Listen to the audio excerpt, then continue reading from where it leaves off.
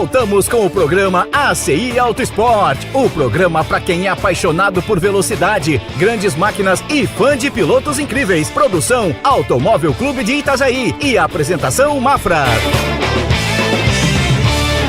Voltamos então, falávamos de 1982, daquela época, né, Francis?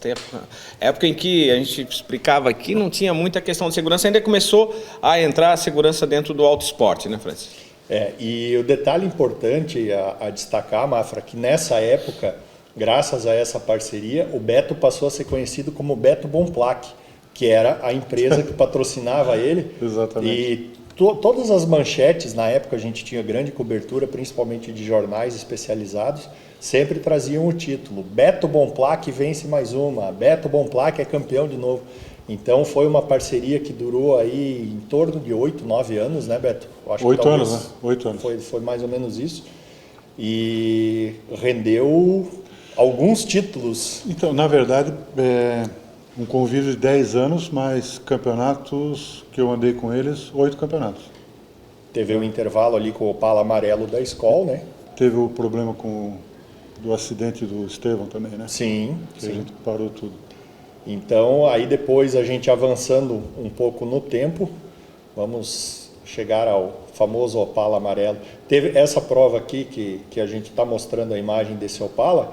Essa aqui foi uma Indy Terra. O Beto foi testar o Opala do irmão, né? Do Caco. Foi isso? Não. Esse Opala é um Opala que o Coy andava e era da equipe Rio Fraz, do Careca e do Reni, de Rio do Sul. E aí eles me convidaram para fazer essa prova era 100 milhas de Joaçaba, né? A Indy Terra. Para ver como é que era o carro deles e tal, e acabou que a gente ganhou a prova com uma folga bastante grande. E realmente o carro era muito bom. E depois o Caco foi campeão com esse Opala, né?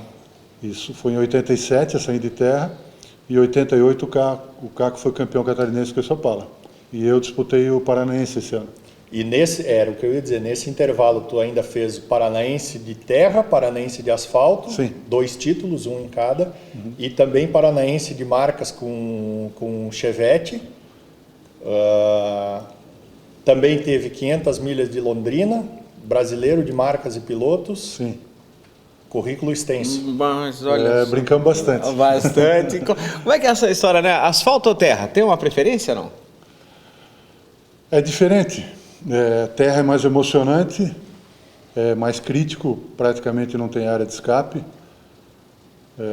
O asfalto, você consegue repetir mais a tua performance e consegue uma evolução, sabendo que a pista está sempre muito parecida com o que ela estava no primeiro treino, no segundo, na corrida no outro dia, algo assim. E a terra, basicamente, a cada volta ela tem uma surpresa. É uma pista nova. Uma pedra, um buraco, um carro que rodou, areia que jogaram para o traçado. Então, a terra é mais complicada. Ela requer muito mais destreza. Olha, teve grandes pilotos de asfalto, na época corriam na Stock Brasil, que vieram andar com a gente, tanto em Santa Catarina como no Paraná, no ano que eu disputei o Paranaense, 88. Um deles foi o Fábio Sotomayor, né? Que naquele ano havia sido campeão. Exatamente. Naquele ano as baterias eram de 1 hora. E ele veio participar com o carro preparado pelo Segantini. Ele andou 15 minutos, entrou no boxe e falou: cara, vocês são completamente malucos. Interessante. E nesse, de todos os teus concorrentes, Beto, qual foi o mais osso duro de roer? Foram vários. Mas tem um em especial? Tive grandes pilotos como adversários. Eu tive essa felicidade porque a gente evolui muito como piloto, baseado em ter um adversário forte. O que mais me marcou, porque na época eu era bem novo, estava começando de forma realmente no automobilismo, com uma equipe que tinha um carro bom, e eles também tinham um carro bom. Eu estou falando do Clóvis Concato de Chapecó, ele com uma história no kart, diversas vezes campeão catarinense, recordista de kart, um piloto rapidíssimo, de uma velocidade impressionante. tinha o apoio do frigorífico Chapecó, tinha uma estrutura bacana também. E então, como eu era 10 anos mais novo do que ele, no começo a gente tinha muita admiração, muito respeito e tentava se espelhar na capacidade dele de guiar e tal. E com o tempo a gente foi emparelhando, brigando e... Virando uma pedra, né? Passa de fã para uma pedra no sapato? Resumindo que eu acabei ganhando 6 títulos em cima dele. Olha aí, rapaz. E ele não conseguiu me vencer em campeonato nenhuma vez. E eu sou testemunha ocular disso. Era bonito ver esses dois tocar. Era lindo demais. E eu falo que eu não vencia pela velocidade, porque velocidade não faltava ao Concato. Eu poupava um pouco mais o carro. Então o meu carro, isso é uma característica que eu tive desde que eu comecei, eu era muito de olhar os limites do que eu podia fazer com o carro, né? Então eu acho que seria injusto dizer que eu guiava mais que o Concato. Não, não era isso. É que a minha forma de lidar com o carro era diferente. Então a corrida que ele quebrava, eu ganhava. E outra característica, eu era muito rápido de classificatório. Isso eu sempre fui, desde que comecei no automobilismo. Eu, no classificatório, no sábado, sempre fui muito rápido. E aí, no domingo, quando eram as baterias, né, fica mais fácil administrar você largando na frente. Né? E o teu maior ídolo dentro do automobilismo na Terra? Mário Wilson Soares? Porra, o Mário, eu lembro, a gente chegava... Principalmente Mafra, tinha muita corrida em Mafra na época, não tinha... quase outros autódromos, Mafra, São Bento começou depois também. Chegava lá, aquele opalão número 10, branquinho, pô, ele de macacão, a gente nem sabia que macacão, a gente ia em posto de gasolina pegar macacão de frentista para usar. Pô, o cara chegava lá de macacão, tudo e tal. E outra coisa, a gente era piá, e ele já era mais maduro, né? A gente chegava lá, encostava, ficava lá, torcendo para eles abrir o capô só para ficar olhando o motor do Opala, carburação e tal. E o Mário, além de ser um piloto que guiava muito, ele era uma simpatia de pessoa e dava uma atenção para a gente que não tem como se tornar... Tinha que torcer por ele mesmo, né? Era uma pessoa fantástica. Que bacana. Eu acho assim, tu pegou talvez o melhor de cada fase do automobilismo catarinense, teve a oportunidade de correr contra os melhores e com os melhores, e basicamente todas as grandes equipes, os preparadores principais, tu de alguma maneira guiou com o motor de um ou pela equipe Sim. de outro, né? Uhum. Sim, foi bom, foi ótimo. Que carreira! São quantos anos de carreira? Nós falamos agora há pouco. Desde 78? Bastante tempo, não vamos falar em número, porque 44. Senão eles vão descobrir minha idade. Mas olha só, Começou cedo. O Francis comentava aqui com a gente que mais uma prova vira praticamente um recorde em Santa Catarina. De todas as décadas do campeonato, falta só o Beto fazer uma prova nessa década de 2020 para ficar com esse recorde. Fechou. Porque ele já tem participação em 4 décadas, então basta mais uma. Quem sabe, eu já fiz o convite antes, quem sabe a gente faça uma junto. Já pensou que beleza? Aí o cara tá junto lá filmando e eu acabei de falar pro esse Francis evento, hein? que eu não ia mais andar de carro e tal, e ele vem com essas estatísticas para ficar provocando, né? Mas vai vendo. Tem que ser. Como é que o Beto vê hoje o automobilismo hoje, Beto?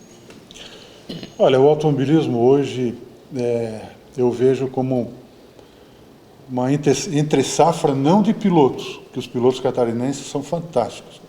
São fantásticos. São uma capacidade no volante, eu considero assim, talvez um dos melhores do país. Uhum. Até pela Escola da Terra. A Escola da Terra, ela dá uma habilidade para o piloto. Corrida com chuva, pode ser qualquer autódromo, qualquer lugar do país, os pilotos catarinenses estão sempre se destacando. Pena que, assim, essa pandemia e muitos problemas políticos dentro de federação e tal, e clubes também, então hoje a gente está numa entre-safra na parte de organização do campeonato. Mas é coisa que daqui a pouco já volta tudo ao normal. ver um crescimento aí para esse segmento, uma vez que a gente tem comentado bastante sobre isso, né? Que na Fórmula 1 a gente acabou perdendo, né? As grandes estrelas, enfim, o Brasil não tem ninguém de destaque, assim, e isso fez com que o público começasse a olhar de novo para o segmento, né? Das outras categorias, vamos botar assim, do auto esporte, né? Sim, mas olha, tem 2 pilotos na Fórmula 2, o Drugovich e o Fittipaldi, que estão fazendo miséria. O Drugovich vai ser o virtual campeão desse ano e o Fittipaldi, com o equipamento que tem, uma das piores equipes, está, se não me engano, em 5º ou 6º no campeonato. 4º. E olha, vem andando, esse realmente tem todo o DNA do Emerson. Esse vai ser campeão. E o sobrenome ajuda, né? Esse vai ser campeão. Ajuda e também é por um lado ajuda, por outro é uma responsabilidade, né? Carregar um sobrenome. O problema hoje é que chegar na Fórmula 1, você analisa, são 20 vagas para o mundo inteiro.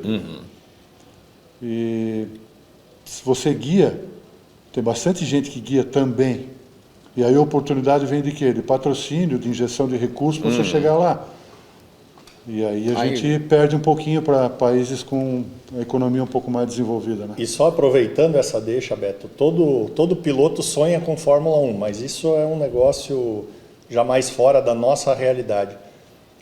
Existe alguma categoria que tu gostaria de ter andado e não conseguiu? A Stock Brasil. A Stock Brasil eu tive 2 vezes praticamente com o pé nela.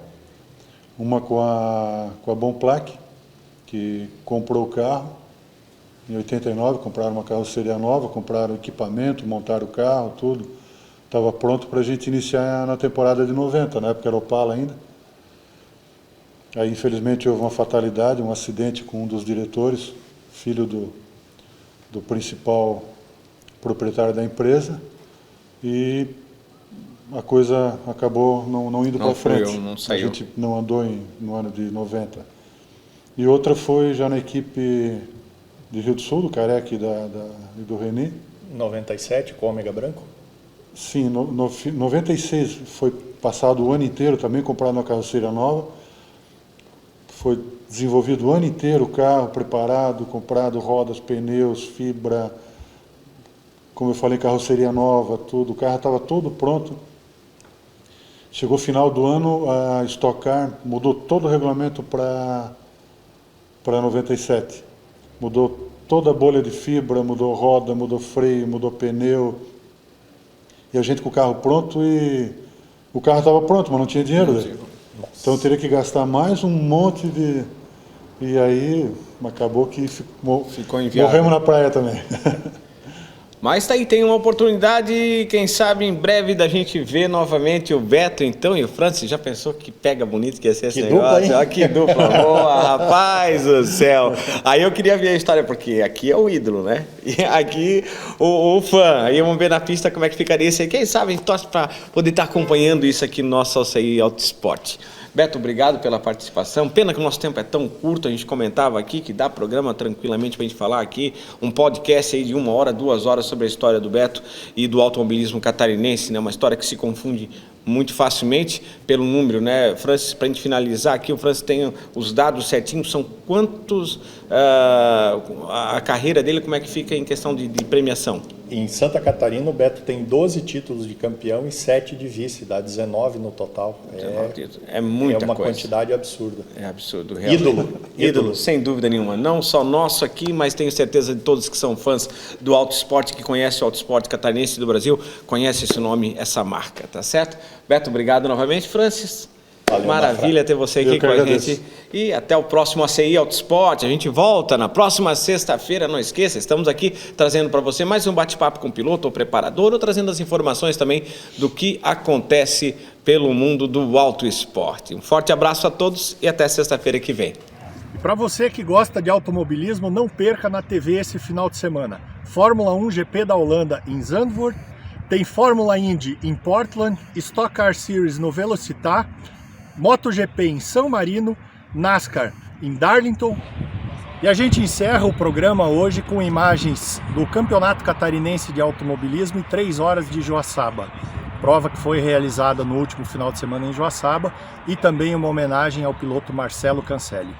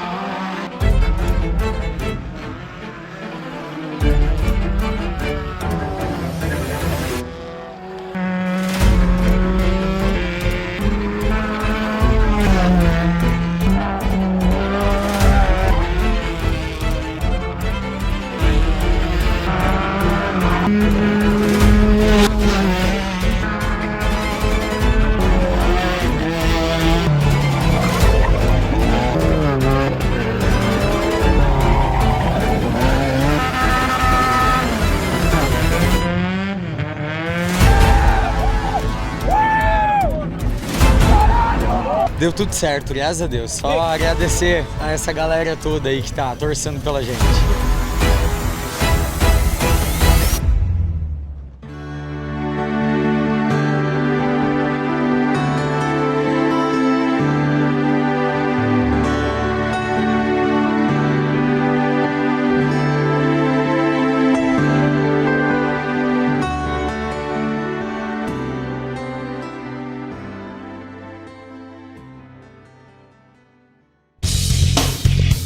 Você assistiu o programa ACI Auto Esporte, uma produção do Automóvel Clube de Itajaí, que há 32 anos reúne amizade e apaixonados por automobilismo. A apresentação do comunicador Mafra e reportagens Francis Henrique Trenepol. Fique ligado, na próxima sexta-feira tem mais ACI Auto Esporte.